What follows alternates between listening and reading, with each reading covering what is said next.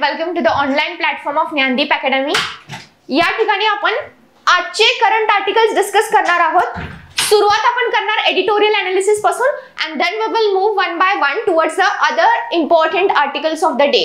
आता या कॉन्टेक्स्ट मध्ये पहिला जो एडिटोरियल आपल्याला डिस्कस करायचा आहे, विकसित भारत आपल्या देशाला बनवण्यासाठी 2047 पर्यंत what kind of jobs are needed in the near future. Job employment sector मध्ये कुठल्या नवीन अपॉर्च्युनिटीज जनरेट करण्याची गरज सध्या आहे। तर त्यामध्ये पहिला त्यांनी मुद्दा एक्सप्लेन केलाय 2024 मधली स्कीम ज्याचं नाव होतं एम्प्लॉयमेंट लिंक्ड इन्सेंटिव्स। आता या कॉन्टेक्स्ट मध्ये एम्प्लॉयमेंट लिंक्ड इन्सेंटिव्स याचा नेमका अर्थ काय होतो लक्षात घ्या। बऱ्याच विद्यार्थ्यांचं इथं चुकीचं इंटरप्रिटेशन होतं। एम्प्लॉयमेंट लिंक्ड इन्सेंटिव्ह ही 3 टप्प्यात किंवा 3 स्कीम्स मध्ये डिवाइड करण्यात येते। स्कीम ए, स्कीम बी आणि स्कीम सी। तर स्कीम ए अंडर आपण काय टार्गेट करतो बघा, direct benefit transfer of 1 month salary in 3 installments up to 15,000 to first term employees registered in EPFO, that is employee provident fund organization. तर त्या scheme B मध्ये काय असतं, job creation in manufacturing sector आणि scheme C मध्ये support to employers. So या तिन्ही टप्प्यामध्ये एम्प्लॉयर आणि एम्प्लॉई ह्या दोघांची इंटरेस्ट आणि ह्या दोघांची जॉब सिक्युरिटी एन्श्योर केली जाते, ओके, किंवा त्यांचा रेझिलियन्स बॅलन्स केला जातो।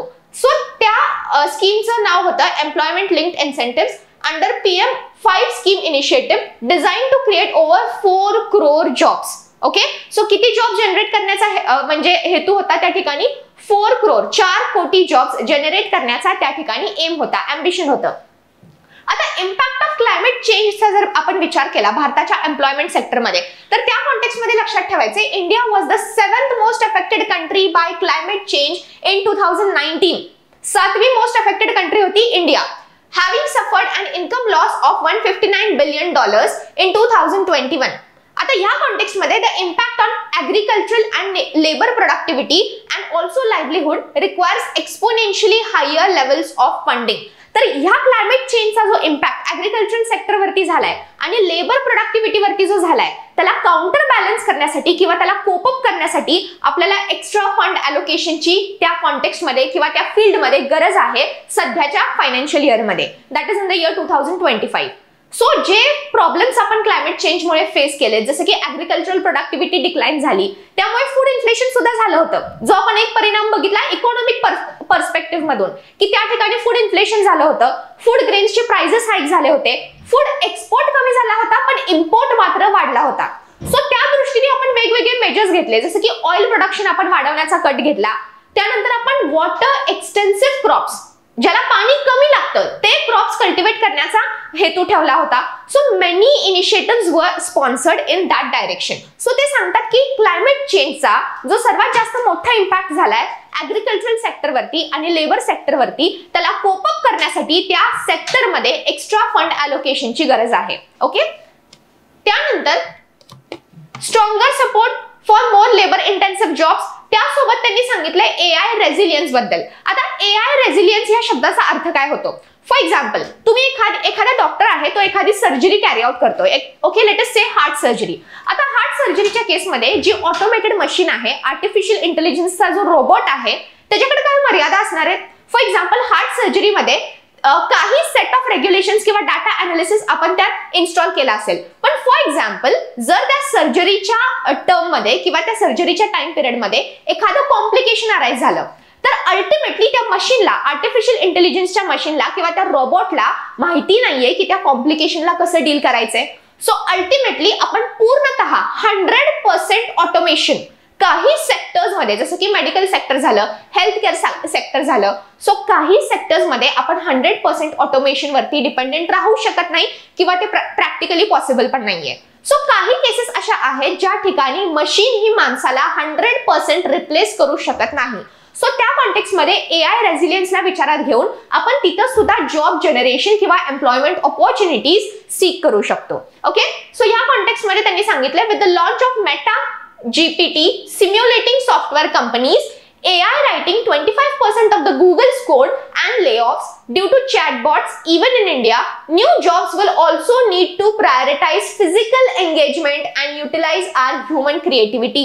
सो या ठिकाणी येस, जरी आर्टिफिशियल इंटेलिजन्स असेल, जरी ऑटोमेशन होत असेल वेगळ्या वेगळ्या सेक्टर्स मध्ये, तरी देखील त्या ठिकाणी ह्युमन क्रिएटिव्हिटी आणि ह्युमन इन्व्हॉल्वमेंटचा विषय आजही जिवंत राहतो. Okay, so this can take the form of larger education and health budgets to plug the deficit of millions of healthcare professionals and teachers across states or dedicated financing for the National Rural Livelihood Mission. आता या एका sentence मध्ये त्यांनी 2-3 मुद्दे explain केलेत बघा, समजून घ्या. नॅशनल रूरल लाईव्हलीहुड मिशन याचा हेतू काय होता? What was the main objective of national rural livelihood mission? त्याचं मेन ऑब्जेक्टिव्ह होतं पॉवर्टी कमी करणं, गरिबी कमी करणं, आणि त्या कॉन्टेक्स्ट मध्ये जे रूरल एरियाज आहेत त्यांना अर्बन एरियाशी लिंक करणं, त्यांना जास्तीत जास्त एम्प्लॉयमेंट जनरेट करून देणं, स्मॉल स्केल एंटरप्राइजेसला बूस्ट करणं, फिमेल शेतकऱ्यांना, वुमेन वर्कर्सना इन्सेंटिव्स प्रोव्हाइड करणं. सो हे सगळे हेतू होते किंवा ऑब्जेक्टिव्ह होते under national rural livelihood mission. त्याचं मेन धोरण होतं पॉवर्टी डील करणं, पॉवर्टी टॅकल करणं, त्याचसोबत स्मॉल स्केल एंटरप्राइजेसला स्पॉन्सर करणं, महिलांना सक्षम करणं त्या ठिकाणी रूरल पॉप्युलेशन मधल्या, आणि त्या ठिकाणी येस जास्तीत जास्त एम्प्लॉयमेंट सेक्टर स्मॉल स्केल वर्कर्सला प्रोव्हाइड करून देणं, हे या ठिकाणी त्याचं धोरण होतं. सो या ठिकाणी ते काय म्हणतात की एज्युकेशन आणि हेल्थ बजेट्समध्ये तुम्ही एक्स्ट्रा अलोकेशन करा, जेणेकरून जी हेल्थ केअर मध्ये प्रोफेशनल्सची रिक्वायरमेंट आहे, वेकेन्सीज आहेत, इवन इन एज्युकेशनल सेक्टर, जसं की आपण वाचतो बघतो की वेगवेगळ्या एज्युकेशन युनिव्हर्सिटीजमध्ये, हायर युनिव्हर्सिटीजमध्ये टीचर्स आणि प्रोफेशनल्सची वेकेन्सीज आजही एक्झिस्ट करते. सो त्या सर्व वेकन्सीजला, त्या सर्व केपेबिलिटीजला कोप अप करण्यासाठी आपल्याला extra allocation, extra funding health care सेक्टरमध्ये आणि एज्युकेशनल सेक्टरमध्ये ग्रँट केलं पाहिजे. आणि त्याच कॉन्टेक्स्ट मध्ये ह्या गोष्टीचा आपण विचार करण्यात यावा त्या ठिकाणी नॅशनल रूरल लाईव्हलीहुड मिशन. कशासाठी? To facilitate global and urban market linkages of local products, craftsman and knowledge of farmers and artisans in rural India. Okay, ग्रामीण भागामध्ये. त्यानंतर या ठिकाणी बघा, या ठिकाणी 70,000 integrated park houses plugging the 95+ infrastructure gap to create over 2 million jobs. So ज्या ठिकाणी 2 मिलियन जॉब्स क्रिएट केले जाऊ शकतात त्या ठिकाणी म्हणजे अंडरलाईन पॅरामीटर किंवा चॅलेंज कुठं आहे? इन्फ्रास्ट्रक्चर मध्ये आहे. त्या ठिकाणी हवं तितकं इन्फ्रास्ट्रक्चर किंवा हवं तसं इन्फ्रास्ट्रक्चर, टेक्नॉलॉजिकल इन्फ्रास्ट्रक्चर अवेलेबल नाहीये, ज्यामुळे तिथे एम्प्लॉयमेंट सुरू झालेले नाहीयेत. सो त्या सेक्टरमध्ये जॉब क्रिएट करण्यासाठी, जॉब सुरू करण्यासाठी ते इन्फ्रास्ट्रक्चर उभं करणं, त्यासाठी पैसा घालणं जास्त महत्त्वाचं ठरतं. त्यानंतर त्यांनी सांगितलंय national mission on edible oils. आता हे पुन्हा दुसरं महत्त्वाचं कॉन्टेक्स्ट आहे की national mission on edible oils का स्पॉन्सर करण्यात आलं होतं.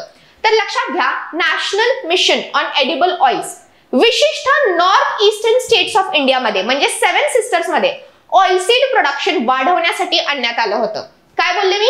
National mission on edible oils. Okay, national mission on edible oils हे आणण्यात आलं होतं विशिष्ट नॉर्थ ईस्टर्न स्टेट्स मध्ये ऑइलसीड्सचं प्रोडक्शन वाढवण्यासाठी. आता नॉर्थ ईस्ट स्टेट्सलाच का टार्गेट केलं होतं? कारण लक्षात घ्या, नॉर्थ ईस्टर्न स्टेट्स मध्ये क्लायमेट जे आहे ते फेवरेबल आहे for the ऑइलसीड production.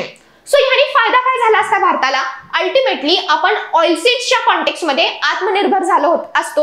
Okay, self reliant झालो असतो, आणि त्या कॉन्टेक्स्ट मध्ये जे मेजॉरिटी किंवा मोठ्या प्रमाणात आपल्याला ऑइलसीड्स इम्पोर्ट करावे लागतात बाकीच्या कंट्रीज मधून, त्याचं प्रमाण कमी झालं असतं.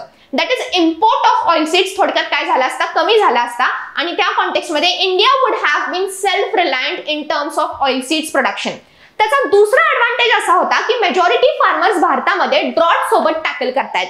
ड्रॉट लाईक कंडिशन म्हणजे दुष्काळासोबत डील करतायत. सो तशा शेतकऱ्यांना एक ऑपॉर्च्युनिटी भेटली असती की बाबा तुम्ही वॉटर इंटेन्सिव्ह क्रॉप्स वरती अवलंबून न राहता तुम्ही काय करा? ऑइलसीड्स कडे वळा, मिलेट्स कल्टिवेशन करा. सो त्यामुळे तुम्हाला जास्त पाण्याची पण गरज नाहीये. सो त्या ठिकाणी ड्रॉट रेझिलियंट म्हणजे ड्रॉट रेझिस्टंट फार्मिंग तुम्ही तिथे प्रॅक्टिस करू शकला असता. सो या सर्व गोष्टींना विचारात घेऊन प्रधानमंत्री यांनी national mission on edible oils आणलं होतं. ओके, डिवाइस केलं होतं. So special focus on north east region. Okay, त्यासोबत focus on increasing area and productivity of oilseeds and oil palm. So जास्तीत जास्त एरिया ऑइलसीड्सच्या कल्टिवेशन अंडर आणणं हे त्या ठिकाणी त्याचं धोरण होतं. Creating a sustainable source of income for the farmers. Ultimately जे शेतकरी ज्यांचं स्मॉल स्केल लँड होल्डिंग आहे, ज्यांचं पोट पूर्णतः शेतीवरती अवलंबून आहे, आणि जर पाऊस नाही पडला तर म्हणजे त्यांच्या पोटावरती फटका बसू नये, या सर्व दृष्टीने सस्टेनेबल फार्मिंग एक sustainable source of income provide करून देण्याच्या दृष्टीने हे मिशन आणण्यात आलं होतं की बाबा तुम्ही काय करा, एक्स्ट्रीम सिच्युएशन मध्ये जर तुमच्या हातात काही नसेल तर तुम्ही ऑइल सीड्स कल्टिवेशन करा, त्यातून तुम्हाला म्हणजे बट ऑब्व्हियसली एक फिक्स्ड काय भेटेल, मोबदला भेटेल, एक फिक्स्ड सोर्स ऑफ इन्कम तुम्हाला अश्योर होईल. Okay, so that was stated under National Mission on Edible Oils to reduce India's 57% import dependence of edible oil back to pre-WTO levels with the revitalized rural processing of native oilseeds like soybean and sunflower. So ह्या बियांना, तेल बियांना जास्तीत जास्त इन्सेंटिव्हाइज करण्यासाठी त्या ठिकाणी हे मिशन आणण्यात आलं होतं. आता एक गोष्ट या ठिकाणी लक्षात घ्यायची आहे, तुम्ही UPSC देताय किंवा MPSC देताय, डझंट मॅटर, जे आर्टिकल्स येतात, न्यूज आर्टिकल्स एडिटोरियल मध्ये, हिंदू न्यूजपेपर मध्ये, इंडियन एक्सप्रेस मध्ये, त्या आर्टिकल मध्ये विशिष्ट ज्या क्रॉपला हायलाइट केलं जातं किंवा स्कीमला हायलाइट केलं जातं त्या बेसिस वरती तुम्हाला जीएस मध्ये प्रश्न विचारले जातात. तर बघा, ऑइलसीड्स वरती बऱ्याचदा 2024 मध्ये पण आर्टिकल्स आले होते. परवा जी कंबाईनची परीक्षा झाली संडेला, त्यामध्ये ऑइलसीड्स, ओके, ऑइलसीड्सशी रिलेटेड कुठलं रेव्होल्युशन होतं यावरती, म्हणजे golden revolution, white revolution, green revolution, यावरती प्रश्न आला होता. मेजॉरिटी क्वेश्चन्स करंटच्या बेसिस वरती आले होते. इव्हन आता UPSCची जी प्रिलिम्स येणार आहे त्यात जे म्हणजे फ्रेशर्स आहेत, जे पहिला अटेम्प्ट देत आहेत, त्यांना हे लक्षात येईल की तुम्ही जर हिंदू अनालिसिस रिपीटेडली केला असेल, ट्रॅक ठेवला असेल, तर तुम्हाला अंदाज येईल की जे आर्टिकल्स पेपरमध्ये आले होते त्याच्या अनुषंगाने किंवा त्याच्याशी रिलेटेड प्रिलिम्स मध्ये एखादा प्रश्न, एखादा म्हणण्यापेक्षा मेजॉरिटी क्वेश्चन्स विचारले जातात. ठीक आहे, so that's why paper analysis is important for your prelims as well as most importantly for your mains. तर आता दुसरा मुद्दा आहे Delhi's gender budget, it's decline and impact. आता इथं सर्वात पहिली गोष्ट जी क्लिअर करायची ती म्हणजे जेंडर बजेट म्हणजे नेमकं काय. तर इथे लक्षात घ्या, जेंडर बजेट याचा अर्थ असा अजिबात होत नाही की महिलांसाठी एक विशिष्ट वेगळं बजेट राखीव ठेवलेलं आहे, हा त्याचा अर्थ अजिबात होत नाही. बऱ्याच विद्यार्थ्यांचं कन्फ्युजन होतं. जेंडर बजेट म्हणजे ते काय इमॅजिन करतात की महिलांसाठी किंवा महिलांच्या एम्पॉवरमेंटसाठी एक बजेट नेमलेलं आहे, तर असा त्याचा अर्थ अजिबात होत नाही. जेंडर बजेटचा अर्थ झाला की जेंडर इक्वालिटी क्रिएट करण्यासाठी, म्हणजे महिलांना पुरुषांच्या केपेबिलिटीज नुसार किंवा महिलांना पुरुषांच्या दर्जेवरती आणण्यासाठी ज्या पॉलिसीज इन्सेंटिव्हाइज केल्या जातात किंवा ज्या पॉलिसीज नव्याने फ्रेम केल्या जातात, त्या पॉलिसीजला फंडिंग करण्यासाठी राखीव ठेवलेलं बजेट. म्हणजे थोडक्यात to promote gender equality in the society and in the work sector. Okay, so working सेक्टरमध्ये, वर्किंग क्लासमध्ये महिलांना पुरुषांनी एवढ्याच ऑपॉर्च्युनिटीज भेटतील किंवा महिलांना पुरुषांनी एवढाच पगार भेटेल, रेप्रेझेंटेशन भेटेल, किंवा असं समजा की एखाद्या रिजनमध्ये महिलांचं स्कूलमध्ये एनरोलमेंट किंवा हायर युनिव्हर्सिटीजमध्ये एनरोलमेंट खूप कमी आहे. सो अल्टिमेटली काय होणार आहे, एक विशियस सायकल क्रिएट होणार आहे. जर महिला शिकल्या नाहीत त्या रिजन मधल्या तर त्या सक्षम नाही बनणार, लिटरेट नाही बनणार, लिटरेट नाही बनल्या तर त्या हायर एज्युकेशन परस्यू नाही करू शकत, स्किल्ड एम्प्लॉयमेंट सेक्टरमध्ये त्या काम नाही करू शकत. So they will B engaged in low skilled sector, जसं की क्लीनर्स, वर्कर्स, म्हणजे ह्या म्हणजे कॅटेगरीमध्ये त्या काम करत राहतील. सो ह्याच्यामुळे काय होणार आहे, महिलांचं रेप्रेझेंटेशन प्रोफेशनल ऍक्टिव्हिटीज मध्ये किंवा हाय स्किल्ड जॉब्स मध्ये कमी होणार आहे. सो एक विशियस सर्कल, एक नेगेटिव्ह सायकल तयार होते. सो ही सायकल ब्रेक करण्यासाठी, महिलांना पुरुषांच्या तुलनेत आणण्यासाठी जे फंड अलोकेट केले जातात, की उदाहरणार्थ एज्युकेशन सेक्टरमध्ये जर एखाद्या रिजनमध्ये महिलांना खूपच कमी रेप्रेझेंटेशन असेल तर तिथे स्पेसिफिकली महिलांशी रिलेटेड शाळा बांधणं, ओके, जेणेकरून तिथल्या महिला जास्तीत जास्त शिकतील, हायर एज्युकेशन परस्यू करतील. ओके, सो त्या विचारधाराने किंवा त्या अनुषंगाने जे एफर्ट्स घेतले जातात, जे फंडिंग केलं जातं, जे बजेट अलोकेट केलं जातं, त्याला आपण म्हणतो जेंडर बजेट. सो थोडक्यात त्याचा उद्देश काय आहे, जेंडर इक्वालिटी प्रमोट करणं इन द वर्किंग सेक्टर और इन द वर्किंग और in the employment environment. So use of fiscal policy to promote gender equality हे त्याचं धोरण आहे. आउटकम ओरिएंटेड एक्सपेंडिचर अलोकेशन, म्हणजे आपल्याला एक विशिष्ट आउटकम पाहिजे, आपल्याला आउटपुट पाहिजे आणि त्या आउटपुटला अचीव्ह करण्यासाठी आपण तिथं काय करतोय, वेगवेगळ्या सेक्टर्स मध्ये बजेट अलोकेट करतोय. Tax based incentives for women and girls, dissection of government budget to establish gender differential impact, आणि त्यासोबत to ensure that, to make sure that gender commitments are translated into budgetary commitments. म्हणजे फक्त आपण नारे लावत नाही आहोत की जेंडर इक्वालिटी झाली पाहिजे, महिलांना पुरुषांना एवढाच पगार भेटला पाहिजे, तर ते ऍक्च्युअली इम्प्लिमेंट करण्यासाठी, प्रॅक्टिस मध्ये आणण्यासाठी आपण काय करतोय, बजेटरी कमिटमेंट्स करतोय. म्हणजे ज्या त्या सेक्टरमध्ये ज्या त्या रिक्वायरमेंट नुसार पैसा अलोकेट करतोय आणि ती गोष्ट अस्तित्वात येईल याची काळजी घेतोय. So that is the meaning of gender budget. Okay, now coming back to the article, ह्या ठिकाणी बघा आर्टिकल काय सांगतो, इन्व्हेस्टिंग इन विमेन. आता ह्या ठिकाणी त्यांचं म्हणणं काय आहे बघा, the gender budget of Delhi has witnessed a sevenfold, that is 7 times increase from 10 billion in 2011-12 to 71 billion. म्हणजे इन्व्हेस्टमेंट किंवा आपण म्हणू शकतो आउटपुट कितीने वाढलाय, 7% वाढलाय. ओके, 7 टाइम्स वाढलाय. While providing financial assistance to women and child development is essential to reduce the gender gap. आता ह्यामध्ये ते काय म्हणतात बघा, investments in education have multiplier effect and led to long-term benefits by generating a highly literate and skilled workforce. आता काय म्हणतात बघा ते, इन्व्हेस्टमेंट इन एज्युकेशन म्हणजे महिलांच्या एज्युकेशन मध्ये जर तुम्ही पैसा घातला किंवा त्यांना सक्षम बनवण्यासाठी, लिटरेट बनवण्यासाठी जर तुम्ही पैसा घातला तर it has a multiplier effect. म्हणजे एक गोष्ट जर तुम्ही चांगली केली तर पुढच्या सर्व गोष्टी चांगल्या होत जातात. जसं की तुम्ही महिलांना शिकवलं तर त्या महिला उद्या वर्कफोर्स मध्ये त्यांचं कॉन्ट्रीब्युशन देतील, हाय स्किल्ड प्रोफेशनल जॉब्स मध्ये त्यांचा सहभाग असेल, त्यांचं रिप्रेझेंटेशन असेल, they will be involved in policy making of that district or of that region. So एक गोष्ट तुम्ही केली की पुढच्या सर्व पॉझिटिव्ह गोष्टी ऑटोमॅटिकली काय होतात, ट्रिगर होतात किंवा अलाइन होतात. ओके, तर आता या ठिकाणी त्यांचं म्हणणं काय आहे की जरी एक पॉझिटिव्ह अँगल असला तरी दुसरा एक नेगेटिव्ह अँगल आहे की सरप्राइजिंग फॅक्ट असा आहे की education budget made up 54% of the gender budget in 2017-18 but steadily declined to nearly 27% in 24-25. म्हणजे एज्युकेशन सेक्टर मध्ये जे बजेट ग्रँट करण्यात येत होतं ते 54% होतं कधी 5 वर्षापूर्वी. आता ते किती आहे 2024-25 मध्ये फक्त 27% आहे. म्हणजे एज्युकेशन बजेट हे दिल्लीमध्ये आपल्याला डिक्लाइन होताना दिसतंय. Okay, that is the analysis. तर आता याचा परिणाम काय होऊ शकतो बघा, priority for women's education. Education and technical training are major pillars for sustainable long-term growth. A lack of investment in the education sector can have negative spillovers into the labor market. जसं मी सांगितलं, एक vicious cycle create होईल. Okay, जसं की female will not be engaged in skilled work, professional work, political representation त्यांना भेटणार नाही. So जर महिला शिकल्या नाहीत तर अल्टिमेटली त्यांचं रिप्रेझेंटेशन वर्किंग सेक्टरमध्ये सुद्धा रिफ्लेक्ट होईल, कमी होईल, डिक्लाइन होताना आपल्याला दिसेल. Okay, so women are working in the lowest end of the skill spectrum. म्हणजे जो स्किल स्पेक्ट्रम आहे, स्किल रिक्वायरमेंट किंवा प्रोफेशनल अनालिसिस आहे, त्या सेक्टरमध्ये महिलांचं रिप्रेझेंटेशन अगदी लो स्किल सेक्टर्स मध्ये दिसतं आपल्याला दिल्लीमध्ये. These jobs offer poor pay and low standard of living ultimately. तर इथं काय केलं पाहिजे आपण, the lack of skilled women workforce can also lead to high gender inequalities in to the labour force. So gender inequalities reduce करण्यासाठी, महिलांना सक्षम बनवण्यासाठी, महिलांचं रिप्रेझेंटेशन प्रोफेशनल जॉब्स मध्ये वाढवण्यासाठी आपल्याला काय केलं पाहिजे, जेंडर बजेट अनालाइज केलं पाहिजे.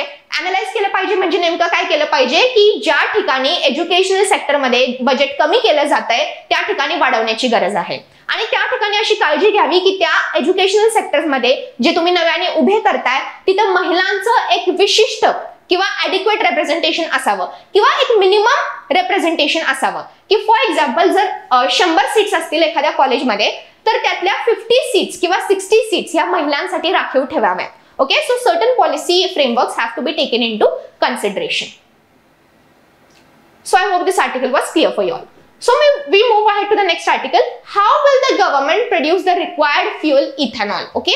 आता या कॉन्टेक्स्ट मध्ये आपण हा आर्टिकल 2024 मध्ये मल्टिपल टाइम्स बघितला होता की इथेनॉल प्रोडक्शन वाढवलं पाहिजे. का वाढवलं पाहिजे? कारण yes we have to find alternatives to non renewable sources of energy. म्हणजे ज्या ठिकाणी आपण पेट्रोल वापरत जातोय, ओव्हर यूज करतोय, त्याला ऑल्टरनेटिव्स शोधण्याची गरज आहे. सो आपण इथेनॉल प्रोडक्शन वाढवावं हा विचार केला होता, हे डिस्कशन केलं होतं. त्यानंतर आपण बघितलं की शुगरच्या यूज मधून जे इथेनॉल प्रोडक्शन होतंय त्याला ऑल्टरनेटिव्स देखील आहेत. ओके, म्हणजे तांदळापासून, त्या ठिकाणी पटॅटो पासून, मेज पासून सुद्धा आपण इथेनॉल प्रोडक्शन करू शकतो. ओके, आता ह्या आर्टिकल मध्ये विशिष्ट त्यांनी भर दिलाय मेज पासून. ओके, जे मेज असतं, ओके, त्यातून जे इथेनॉल प्रोडक्शन केलं जातं त्याला जास्तीत जास्त इन्सेंटिव्हाइज करण्याची गरज आहे. तर आता इथे लक्षात घ्या, आपण सर्व पॅरामीटर्स डिस्कस करणार आहोत. आता इंडियाज पोटेन्शियल इन इथेनॉल, काय काय पोटेन्शियल आहे इथेनॉल प्रोडक्शनमुळे, काय काय फायदा होऊ शकतो भारताचा, तर त्यामध्ये युटिलाइज सरप्लस ऍग्रिकल्चरल प्रोडक्शन, म्हणजे जे कुठले ऍग्रिकल्चरल प्रोडक्ट्स आहेत, मेज झालं, पटॅटो झालं, राईस झालं, ओके, त्या सर्वांचा आपण ऑप्टिमम यूज करतोय. दुसरा मुद्दा बूस्ट फार्मर्स इन्कम, म्हणजे जे स्मॉल स्केल फार्मर्स आहेत ते मेज सुद्धा कल्टिवेट करून एक फिक्स्ड किंवा बॅलन्स्ड सोर्स ऑफ इन्कम साधू शकतात. ओके. त्यानंतर रिड्यूस फ्युएल इम्पोर्ट. जर आपण मॅक्झिमम इथेनॉल प्रोड्यूस केलं फ्रॉम दिस ऑल्टरनेटिव्ह सोर्सेस तर अल्टिमेटली भारताला पेट्रोलियमसाठी बाकीच्या कंट्रीज वरती जास्त अवलंबून राहण्याची गरज नाहीये. Okay. So it will reduce fuel import capabilities of India.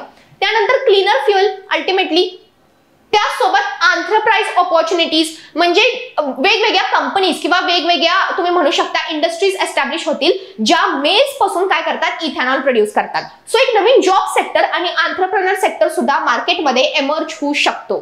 त्यासोबत प्रोमोट रूरल डेव्हलपमेंट. अल्टिमेटली जिथे शेतकऱ्यांचा विषय येतो तिथेच आपण काय करतोय, अल्टिमेटली आपण काय करतोय, we are promoting and we are encouraging rural development. Fine. तर आता या ठिकाणी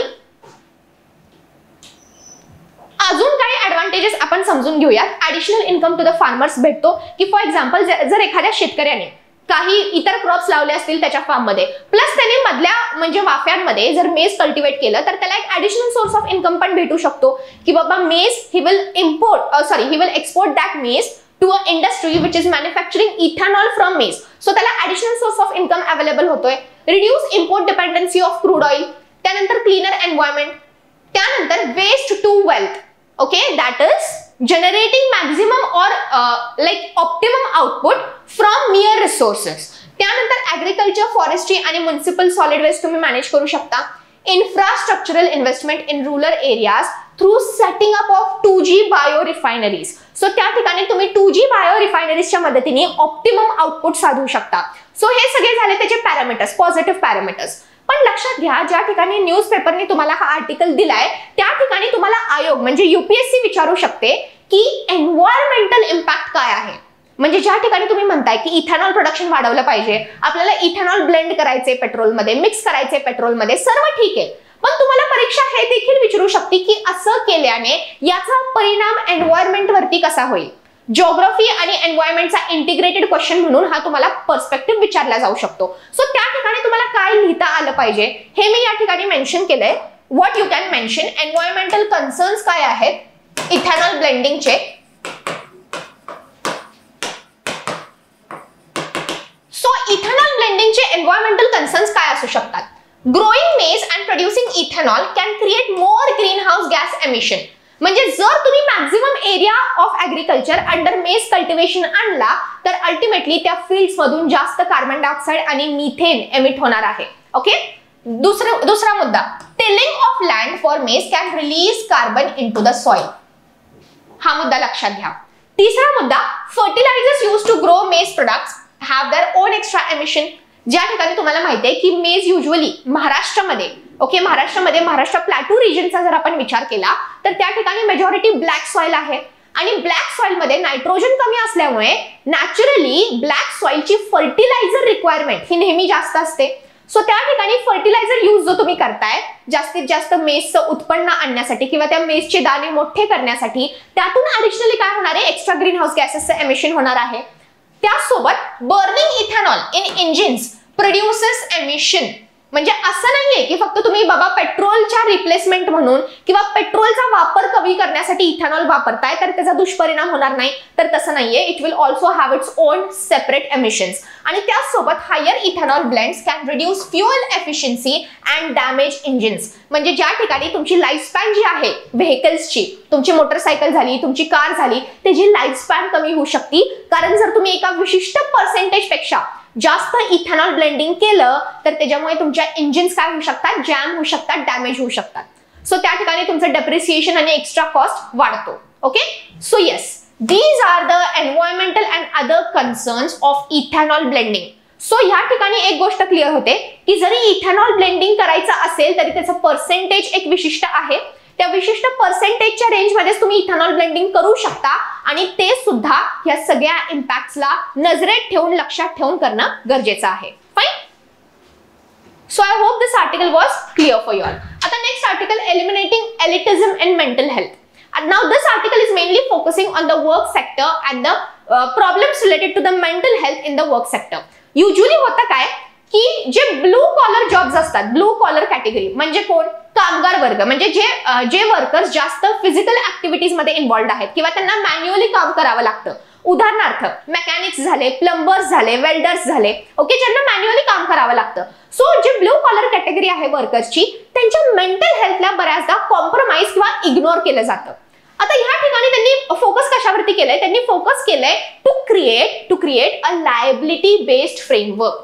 या शब्दाचा अर्थ पहिल्यांदा समजून घ्या.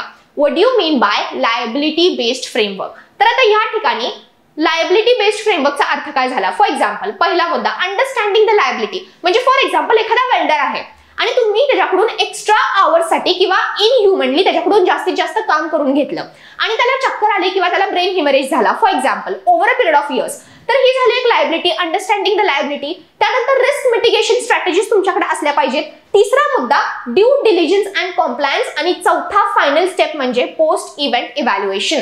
म्हणजे एखादा ऍक्सिडेंट झालाच त्या एम्प्लॉयमेंट सेक्टरमध्ये, त्या ब्लू कॉलर जॉबमध्ये, तर त्या ऍक्सिडेंटला तुम्ही टॅकल कसं करणार किंवा त्याला सोल्युशन काय?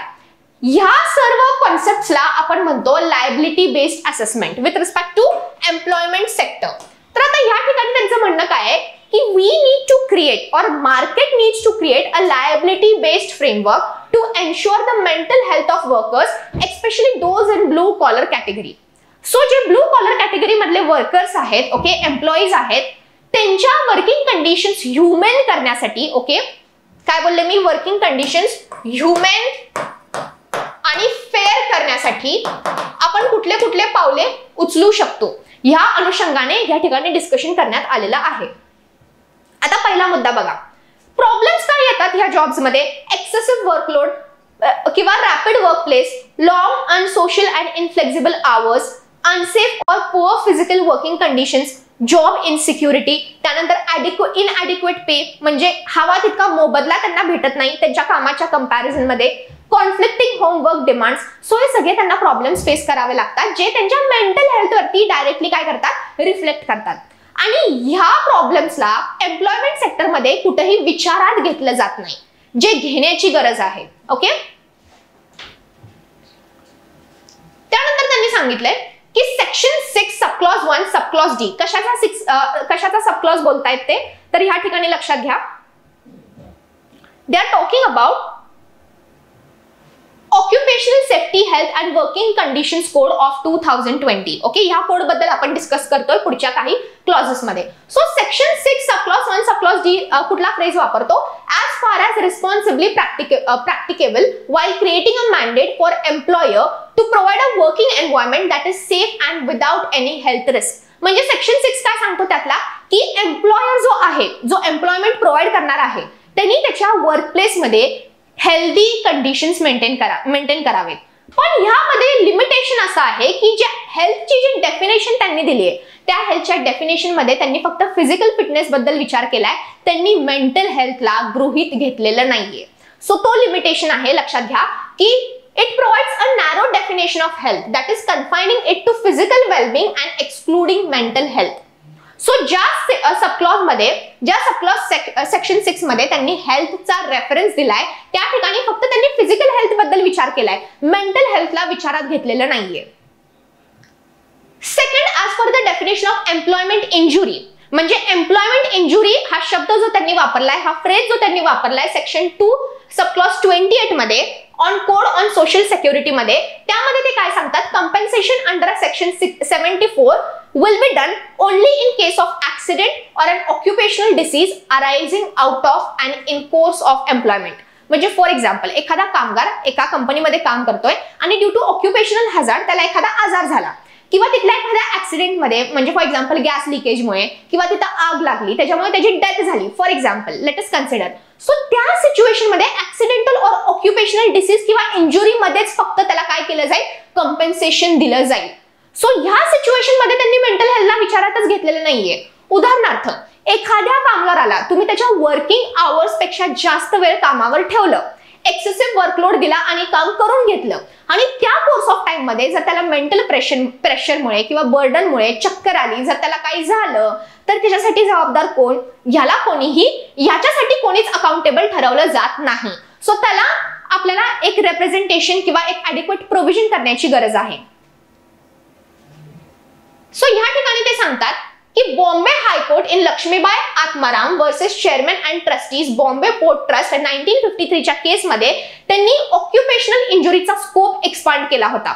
म्हणजे कोर्टाने ऑक्युपेशनल इंजुरीच्या स्कोपला अजून जास्त इलॅबोरेटली आणि एक्सप्लिसिटली डिफाईन केलं होतं. काय सांगितलं होतं त्यांनी बघा, even if the employment is merely a contributory cause or an accelerating mechanism, the disease employment combination shall be deemed to be established. म्हणजे उदाहरणार्थ एखाद्याला हार्ट अटॅक आला आणि त्या हार्ट अटॅक येण्याच्या काही दिवस आधी जर त्याला एक्स्ट्रा वर्किंग आवर्स साठी ठेवण्यात आला असेल कामावरती, म्हणजे जरी थोडा जरी उल्लेख असेल किंवा एव्हिडन्स असेल की ड्यू टू और बिकॉज ऑफ एक्सप्लिसिट और because of extra working hours त्याला हा आजार झाला असेल किंवा अटॅक आला असेल, तरी ते कंडिशन्स किंवा तरी त्या कारणाला कन्सिडर केलं जाईल. ओके, त्याला एक्सक्लूड किंवा इग्नोर केलं जाणार नाही. सो हे इंटरप्रिटेशन 1953 मध्ये ह्या केसमध्ये करण्यात आलं होतं. सो तेव्हा त्यांनी काय केलं, ऑक्युपेशनल इंजुरीच्या डेफिनेशनला इलॅबोरेट केलं होतं. ओके, या ठिकाणी त्यांनी काही एक्झाम्पल्स दिलेत की काही सर्टन कंपनीजमध्ये आणि असोसिएशन्समध्ये काही मेजर्स घेतले जातात. For example health initiative, okay, by Infosys. आता हेल्थ इनिशिएटिव्ह म्हणजे काय, health assistance and lifestyle enrichment. याचा अर्थ काय होतो, तर एम्प्लॉई हेल्थ कन्सिडर केली जाते, त्या ठिकाणी एम्प्लॉईची सेफ्टी गृहीत ठेवली जाते, म्हणजे विचारात ठेवली जाते, एम्प्लॉई एंगेजमेंट आणि त्यासोबत एम्प्लॉई वेलनेस ह्या सर्व गोष्टी विचारात घेतल्या जातात. सो त्यामध्ये एक्झॅक्टली केलं काय जातं, एक पोर्टल असतो. तो पोर्टल काय करतो, a one stop shop for wellness related content and services. त्यासोबत internal app which provides digital tools to help employees assess their emotional health. So एक ऍप आहे ज्या ऍपच्या मदतीने म्हणजे तिथले कामगार किंवा तिथले एम्प्लॉईज स्वतःची हेल्थ अॅनलाइज करू शकतात, मेंटल हेल्थ अॅनलाइज करू शकतात. वेलनेस कोचेस म्हणजे त्या ठिकाणी ट्रेन्ड सायकोलॉजिस्ट, ट्रेन्ड सायकॅट्रिस्ट तिथं एम्प्लॉय केले जातात, जे ट्रेनिंग देतात किंवा काही टिप्स देतात लोकांना की ते त्यांची मेंटल हेल्थ कशी शांत आणि स्टेबल ठेवू शकतात. आणि त्यासोबत पीअर टू पीअर काउन्सिलिंग म्हणजे individual employee to employee counselling केलं जातं under this health initiative by Infosys. सो असे वेगवेगळे मेजर्स आहेत. हा कंटेंट तुम्ही मेंटल हेल्थ वरती जर तुम्हाला एसे आला किंवा एखादा आन्सर रायटिंग आलं तर अल्टिमेटली त्या ठिकाणी तुम्ही वापरू शकता. फाईन. सो या ठिकाणी त्यांनी काय सांगितलंय की आपल्याला जो लॉज आहेत, वर्कर ऑक्युपेशनल हॅझार्डशी रिलेटेड जे कायदे आहेत, त्या कायद्यांमध्ये मेंटल हेल्थला सुद्धा डिफाईन करण्यात यावं. आणि मेंटल हेल्थमुळे किंवा मेंटल हेल्थ मधून होणाऱ्या आजारामुळे जर एखाद्या एम्प्लॉईची डेथ झाली किंवा एखादा माल फंक्शन झाला, इंजुरी झाली, तर त्या सिच्युएशन मध्ये सुद्धा त्याला कंपेन्सेशन देण्याची तरतूद असावी. ओके, सो या सर्व कॉन्टेक्स्ट बद्दल या ठिकाणी डिस्कशन करण्यात आलेलं आहे. सो हे सर्व मुद्दे तुम्हाला लक्षात घ्यायचे आहेत, वेळ पडल्यास ते वापरायचे आहेत पेपरमध्ये. So by this we finally come towards end of today's Hindu analysis and I stop here for today. Thank you.